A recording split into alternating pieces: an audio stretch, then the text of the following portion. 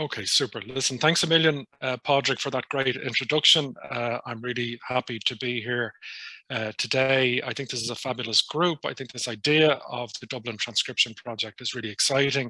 I'm really looking forward to seeing what work is produced by the group, particularly about the Wide Streets project. And what I'm going to do today, hopefully, will stimulate some ideas. All right. I'm going to just start off with an image of a street that everybody knows. I think most people in the group will know Delir Street. You'll all have been down that street. And I want to just kind of describe some of the things that are done, in principle at least, by the commissioners. This street was laid out on ground that had already long since been developed. So it involved demolition of previous built fabric, the purchase of that ground and of the buildings, and the development of a wide street. The wide streets comes in two types. One is brand new streets like this, wholly new developments, and others where they're widened, like, for example, Dame Street. One of the ambitions of this kind of development is to make a kind of a monumental appearance to the street. And this involves having a coherence of design across the facade. So although each building was developed by a different developer or builder, maybe 2 or 3 plots, maybe 1 plot, maybe 3 or 4 plots, the appearance looks as if it's all made by the one developer, but not by the Wide Streets Commissioners. They designed it, they prescribed it, made sure that it was enforced, but it was actually made by different builders, and that's hard to see. And that was the intention. So all of the levels are maintained, the levels of the windows, the levels of the parapet. We don't see the roof. These architraves around the window surrounds are a standard issue granite architrave surround. And then the design of the ground floor with mezzanine was mountain granite or Wicklow or Dublin granite. And that's where the shops were. And so this is the an early map that was used to lay out Westmoreland Street and Delir Street. What you can see here is a very kind of small or narrow original Carlisle or O'Connell Street bridge, which was widened in the 1880s. And then this survey of original houses with the newly designed bifurcating streets laid out. And if we go in closer to that, we can see what's fantastic is that we can see this kind of record of individual properties and a very precise mapping of residential house and outhouses at the back in grey with the design here. And you can see there's little kind of pentimenti, little lines of change of mind where kind of an earlier thought process, and then the red line was what they kind of fixed on for the new Delir Street. This is actually a map which unfortunately is currently lost, not a Wide Streets map, but a map that I think was in the National Library, but I'm not even sure where it's from, but it's in the collection, the slide collection of Eddie McParland. And this was an earlier idea where there was actually going to be 3 streets into a great crescent, and you can see the narrower Carlisle Bridge and the extended Sackville Street or O'Connell Street there. This is a drawing that was published around 1820 by Samuel Brocas, looking again from that narrow hump-backed O'Connell Bridge or Carlisle Bridge, looking down Delir Street and Westmoreland Street, Delir Street towards the kind of side elevation of Trinity College, Westmoreland Street towards what was the kind of projecting new Gandon designed portico of the House of Lords. In the Parliament House, but now is the Bank of Ireland. And you can see that there's this kind of grey stone building, but the rest of it is all bricks with the granite ground story facade. And this was the building of the Dublin Library Society, which is now the location of the gas office, which also belongs to Trinity College at the moment. Part of this is a fiction. It wasn't exactly built this far. It was the late 1820s. And in fact, by 1849, Delir Street still hadn't been completed. The Westmoreland Street was done before that. Anyway, to press on, this is kind of really gives you a sense of what the Wide Streets Commissioners were all about. part of what they did was carve out from the existing fabric of the city these, great cavernous streets, and the widest of all, of course, is O'Connell Street, De Leer Street, Westmoreland Street, Parliament Street, Pearse Street, Dame Street are among the streets that they made. Some of them, like Dame Street, are widened streets, already existing but narrow streets that were widened. Of course, this was for circulation and also for the kind of monumental architectural and spatial effect that was the result. If we go into look at O'Connell Street, one of the things to note is that O'Connell Street was originally just this kind of very large piazza, only this size, that went as far as Henry Street. This is before the GPO was built. It was a residential kind of town square, elongated town square, that was laid out by Luke Gardner in the early 1750s. And so it was the Wide Streets Commissioners who made this into a longer street. This is the original Luke Gardner with Sackville Mall here, and we can see these kind of sedan chairs and a guy in a wheelchair here, and trucks going along, but a very regularized street, straight parapet lines, no roofs. This is the new kind of Georgian style, very different to the kind of Dutch billies that we can just about see in the distance here. So everything is already being unified by the city, by city design, by the new fashion, and the Wide Streets will pick up on that in later times. But when the Wide Streets brought Sackville Street or O'Connell Street all the way as far as the river, they did this from about the 1880s.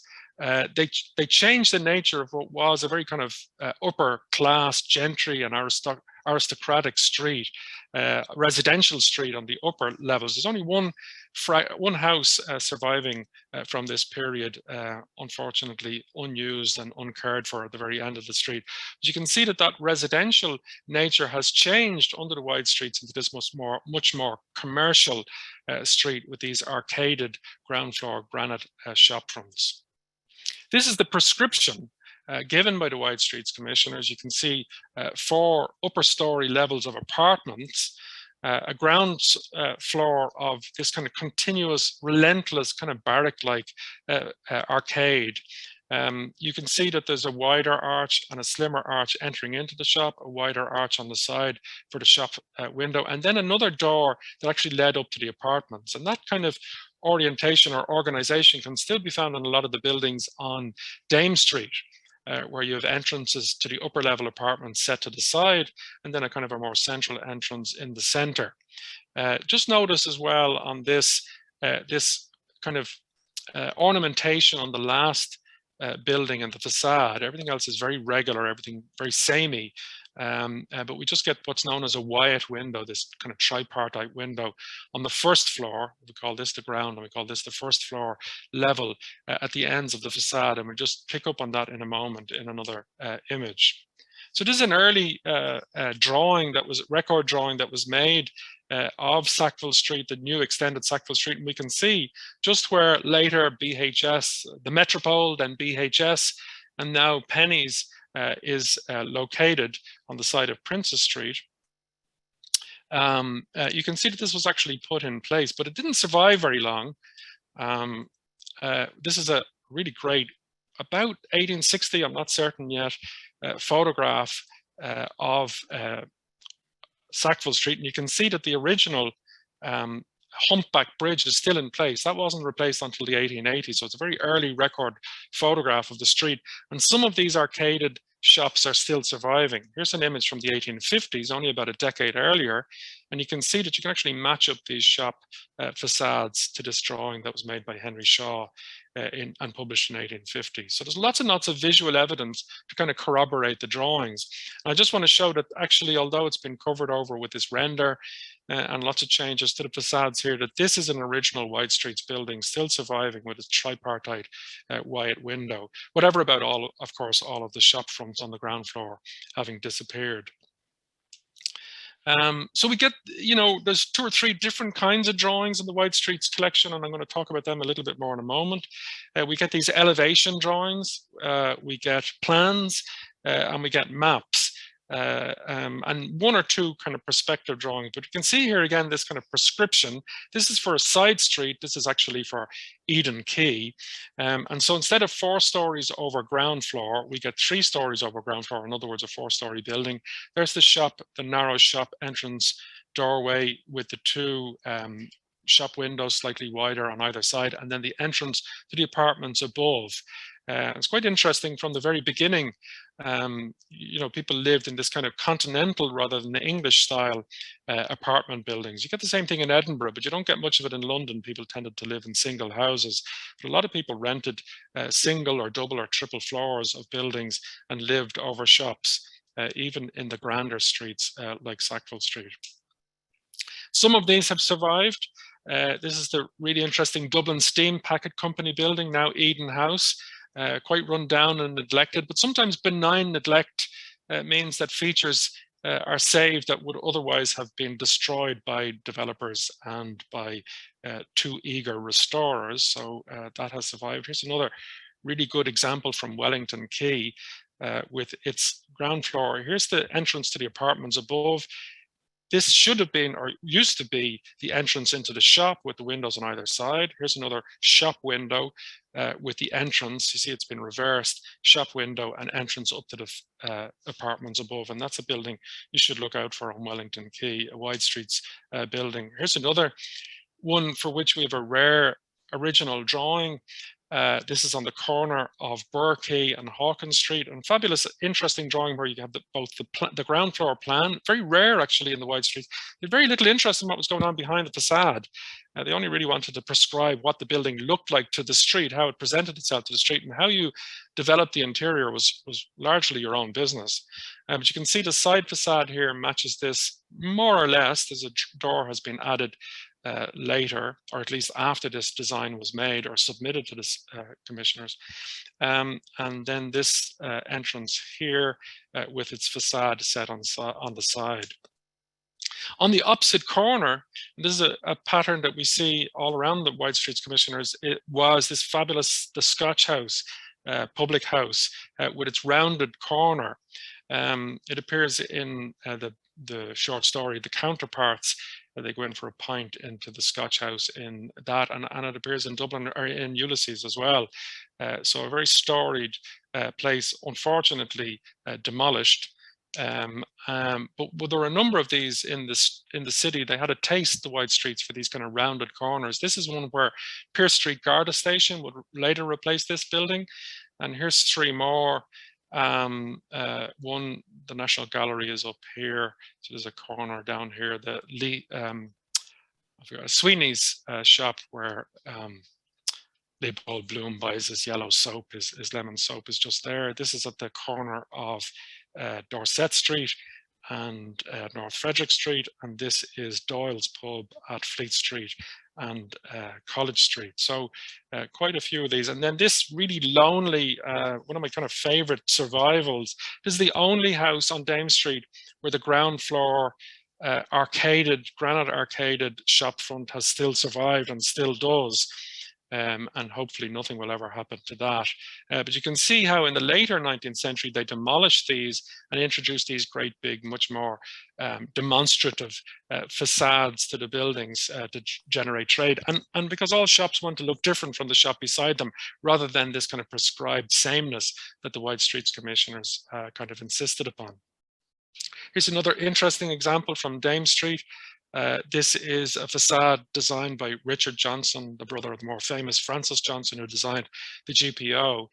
This is Daly's Club, but it was on a block with room for 2 more houses on either side, and these are disguised inside a stone facade that makes it all look like a single kind of palace or a single institutional building, which it wasn't. Here's a really good Brocas, another Samuel Frederick Brocas drawing, published drawing, which shows how, there was shops on the ground floor here. These were residential houses on this side, but stone facaded.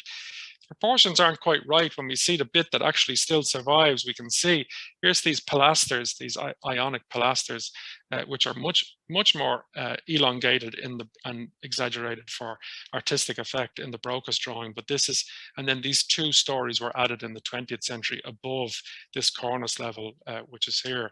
But that's another important survival from the Wide Streets commissioners. Here's another building that lots and lots of people will know. This is Merchant's Arch, designed by Frederick Darley. Here's a drawing of the metal bridge, or the halfpenny bridge, the steps up through the arch and into Merchant's Hall and the street on the side by the Wide Streets. What a lot of people don't know is that this whole route, from Liffey Street, which goes all the way to Henry Street, back to Henry Street, goes across the halfpenny bridge, and then through here to Crown Alley. You used to be able to, the older people from Dublin in the room will remember that you used to be able to go through this arch, through the commercial buildings, which was also Wide Streets commissioners. Now it's where the central bank is, or the old central bank that's been redeveloped, and right out through onto Dame Street. So there was a kind of a through street developed by the commissioners in the 1820s. This is the map that they drew of the original arrangement. Here's the house, the Merchant's Arch, or the Merchant's Hall with the arch. But when you got to this side, there was actually a really narrow Crown Alley. And you can see there's the entrance to the commercial building, and we see it from here. But you wouldn't have been able to see it in the original yellowed street. And you can just see a line along here where their proposal was to demolish, and indeed they did demolish all this. So not a lot of people would know that the houses on this side of the street are actually, Wide Streets developed, whereas the warehouses on this side, where the Badass, etc., is, are the kind of survivals from the earlier, like the 17th century and earlier 18th century warehouses. And then even the buildings on this side, there's a little record shop and a barber's here, are also part of the Wide Streets. So these are controversial, these are buildings that they intend to develop, but all the evidence is there to show that they're part of this monumentally designed, town planned, urban designed Wide Streets development. So quickly, how the history of all of this goes, we're really lucky that the Wide Streets is kind of bracketed by John Rocque's map from 1756 at the beginning. The commissioners were established in 1758 and disestablished in 1849. And at the end of that, we've got the Ordnance Survey. The only bridge, the last bridge before the sea, was Essex Bridge with Capel Street. Parliament Street didn't exist yet in 1756. Here's Sackville Street, not developed as far as the river. No O'Connell Bridge, no Westmoreland Street, no Delir Street. And then in order, the streets develop like this: Parliament Street, then Dame Street, then the extension of Sackville Street, then Carlisle Bridge in the 1790s. And Westmoreland Street, Aston Quay, Wellington Quay, all of this is opened up by the Wide Streets commissioners over those decades. Fantastically ambitious town planning, begun long before Haussmann took on his equally ambitious Paris, well, far more ambitious Paris expansion of the 1850s, where we were at it from the 1750s, but not quite as much achieved. Nevertheless, here's the Ordnance Survey map from 1847. There's the main axis, north-south axis across the city in the 1750s, but when the Wide Streets are finished, it becomes here at O'Connell Street. So there's a shift eastwards to accommodate the general shift eastwards in development of the city at that time. This is a really good record map that people should be aware of from Rob Goodbody's Irish Historical Towns Atlas, which shows all of the original laid out streets. This is Pearse Street, here's Wellington Quay, here's the North Frederick Street, what else is brand new? Delir Street, Westmoreland Street, and that. Then others are widened, like Dame Street, and then others are private developments, but which were supervised by the commissioners, including all of the Gardiner work, Gardiner Street, around Mountjoy Square, the proposed but never completed Royal Crescent, and then other stuff by the Merrion Estate on the south side and other developers. All of this was cooked up partly by the engineer George Semple, who designed and rebuilt Essex Bridge, which had originally been built in the 1670s, but fell down or fell into extreme disrepair in the 1750s. He rebuilt it, and he proposed in this polemical map that there should be a route from the Viceroy's Lodge out in Phoenix Park, now Orison Drawn across Essex Bridge. A new street should be cut in for a direct route to the castle. And that's what became Parliament Street, and this was what really kind of initiated the Wide Streets Commissioners, this fantastic map. I published recently an article, and I'm going to give you all of the kind of references to this in a moment, which shows that one of his key sources was London. A street indeed called Parliament Street itself opened in Whitehall and developed according to a guy called Thomas Ledyard's plans from the 1730s. And this we can see Parliament Street completed, Westminster Hall, the Parliament House in Britain, in London, and Westminster Abbey. So there is a precedent for all of this. And this is another pair of maps, also by George Semple from the 1750s, when he sets out this idea. This is the before, this is the after. Here's Parliament Street extended. Parliament Street isn't here for that bit. I'll skip over that map. So briefly, I wanted to tell you a little bit about the kinds of names that you might come across. In terms of the commissioners themselves, there was usually about 20 of them.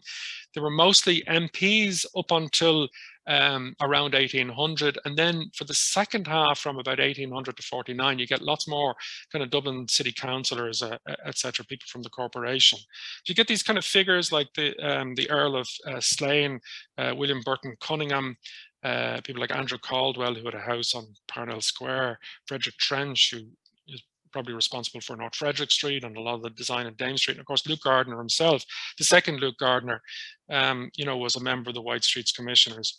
I'm leaving this here because it's going. I'm going to make this available to people, but or you could take a screenshot if you're sneaky enough. Or you know how your computer works. Here's a really good list of sources for all of this that you can look at again. I'm not going to spend time on it, but Eddie McParland is the kind of doyen of all this. The late Neil McCulloch has written stuff. Mary Clark, really important work from 1991. Rob Goodbody's Irish Historic Towns Atlas, and my own work just from a couple of years ago, and the book that I'm working on that hopefully will be out in a year or so. But the other really key person, and of course you're going to come across all of these names of people, the people who are buying the house, the people who are developing, and these are hugely important to record these, as well as the streets that they're involved with. The other key name, really the hero of the whole Wide Streets Commission, is Thomas Sherard, who was the surveyor for an extraordinary amount of time from 1782 to 1834.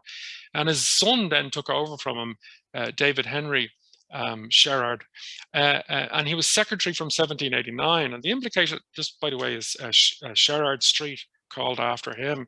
This is where the SFX Hall was. This is, Gardner Street, Gardner Street Church, and North Circular Road, one of these, yeah.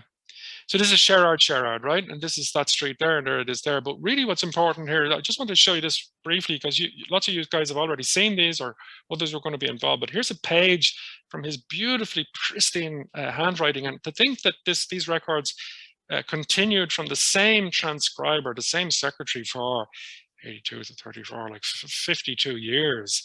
It's just astonishing. And so it makes it so much easier for transcribers, because, an hour or two in and you've really got your eye in. This handwriting so beautiful. Usually at the beginning, meetings were held in the Royal Exchange from about the after the Royal Exchange was completed in 1779. So, which is now Dublin City Hall. Usually at the beginning of the meeting, they list, all of the Wide Streets Commissioners who've turned up, often only 3 or 4 people out of a list of 20, which is amazing to me. And then we get straight into it. Usually he has he says at the top what I'm going to talk about, and then he kind of fills that in. Here we're talking about Eden Quay and Union Street, sale of old building materials. So it's a stunning resource, but a huge amount of material, 50 volumes, each with about 350 to 400 pages. So it's about 20,000 pages worth of material.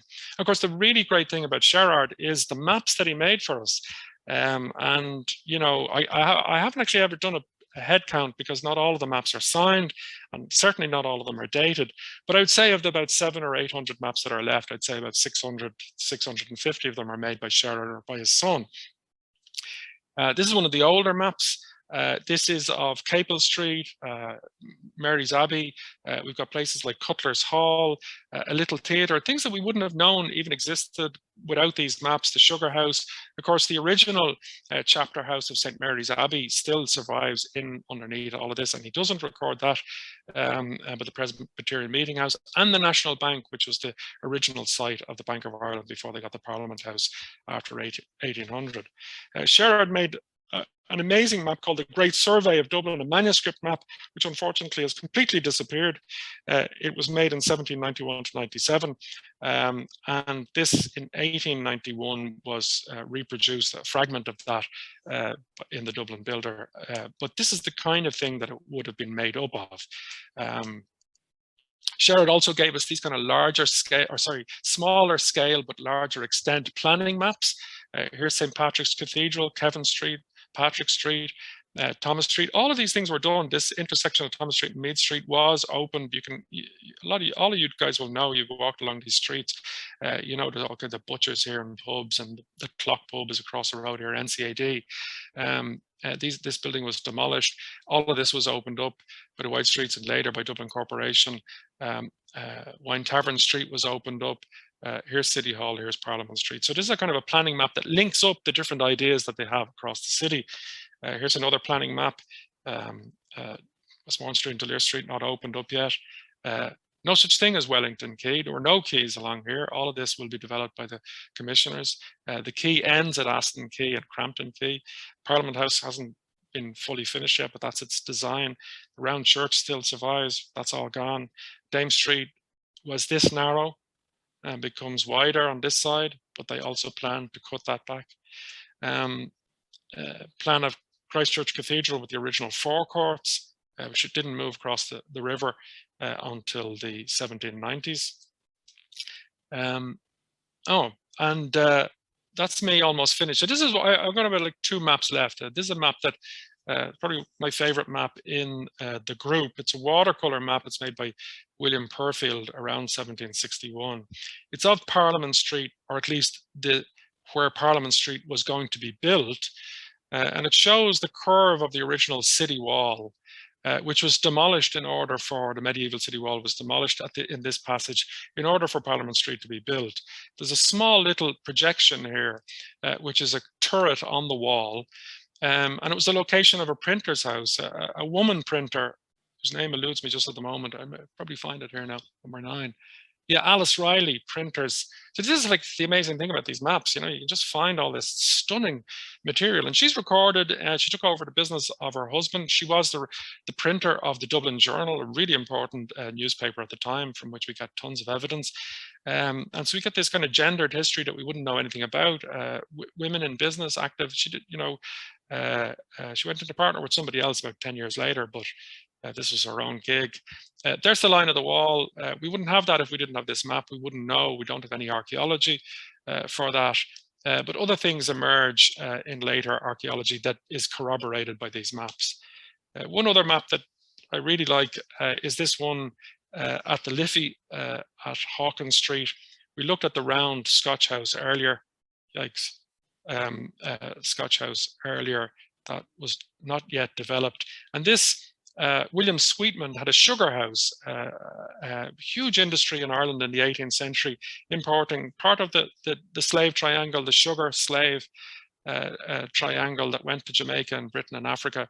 And we were part of that, and there was a huge amount of sugar refineries in Dublin, and this is one of them. Appropriately, Sweetman is his name, but he comes from a long line of Sweetmans who were brewers and sugar refiners. And this, of course, went right up to the river, which meant it had to be demolished, and the White Streets had to purchase all of this. They had juries to do this. It was all done very, very fairly. They would have witnesses to say exactly what the value was. The jury, not the White Streets commissioners, would have said what the value of that business was, and the White Streets had to come up with the money to compensate William Sweetman for that, which they did, demolished all of that. And this is where the Corn Exchange building is now, and Burr Quay. That's it. That's enough, I think, to fill your brains